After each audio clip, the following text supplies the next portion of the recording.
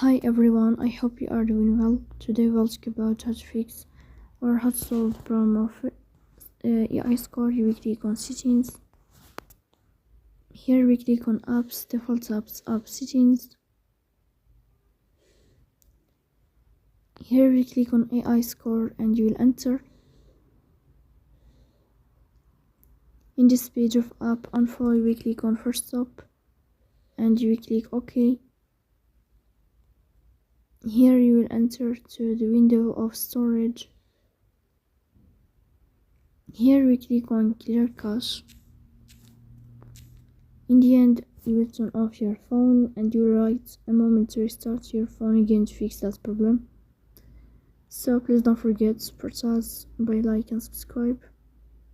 See you next time and thank you for your watching and your attention.